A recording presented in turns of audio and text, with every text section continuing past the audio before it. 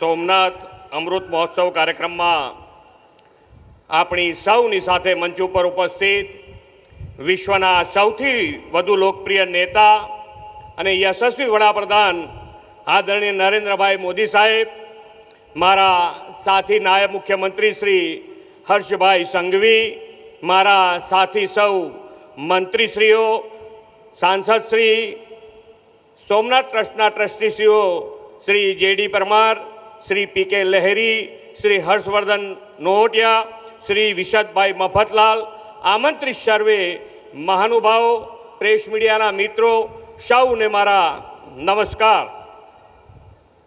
વિશ્વના સૌથી અધિક લોકપ્રિય નેતા અને આપણા લોક લાડીલા વડાપ્રધાન શ્રી નરેન્દ્રભાઈ મોદીનું હું હૃદયથી ખૂબ ખૂબ સ્વાગત કરું છું.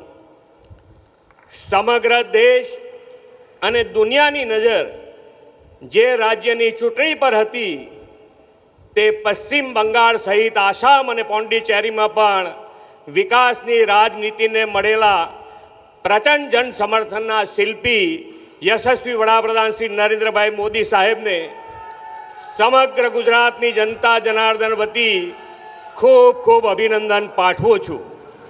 ભગવાન સોમનાથનું મંદિર સદીઓથી દેશની આસ્થા, સંસ્કૃતિ, અડગ સંકલ્પ અને પુનર્જાગરણનું જીવંત પ્રતીક છે.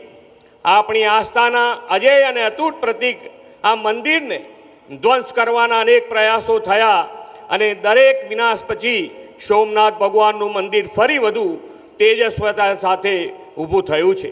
આજે આ દિવ્ય મંદિર વિધ્વંસમાંથી પુનઃનિર્માણના સરદાર સાહેબના અડગ નિર્ધાર, દ્રઢ સંકલ્પ અને રાષ્ટ્રના આત્મસન્માનનું પ્રતીક છે. તેમનો આ સંકલ્પ 1951ની 11 મે પૂર્ણ થયો.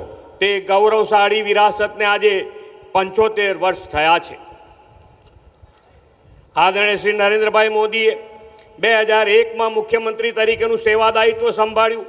એ જ વર્ષે તેમણે સોમનાથ મંદિરના પુનઃનિર્માણનો સુવર્ણ જયંતિ ઉત્સવ ઉજવીને આપણને તક આપી હતી. અને આજે સરદાર સાહેબનો દ્રઢ સંકલ્પ સાકાર થયાનો આ અમૃત ઉત્સવ આદરણીય વડાપ્રધાન શ્રી મોદી સાહેબની પ્રેરણાથી દેશની આઝાદીના અમૃતકાળમાં જ આવ્યો છે. તે સોનામાં સુગંધ સમો પ્રસંગ છે. આખા યુગનું નિર્માણ કરનાર વિઝનરી લોકનાયક શ્રી મોદી સાહેબે પ્રત્યેક ભારતવાસીઓમાં સાંસ્કૃતિક રાષ્ટ્રવાદ અને સનાતન હિન્દુ સંસ્કૃતિના પુનર્જાગરણનો ભાવ પ્રબળ બનાવ્યો છે. આદરણીય શ્રી મોદી સાહેબે અયોધ્યામાં રામ મંદિરના પ્રાણ પ્રતિષ્ઠા ઐતિહાસિક પ્રસંગે દેવથી દેશનું વિઝન આપ્યું હતું.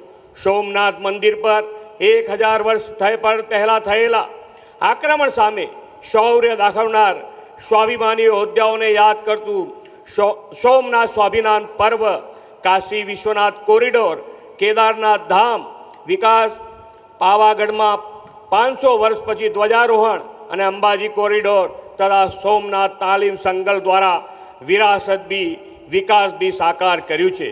અને ફરીથી જ્યારે આજે ગુજરાતમાં આવ્યા છે ત્યારે ફરીથી એમનું સ્વાગત કરીને વિરમું છું. ભારત માતા કી જય, વંદે માતરમ, જય જય ગરવી ગુજરાત.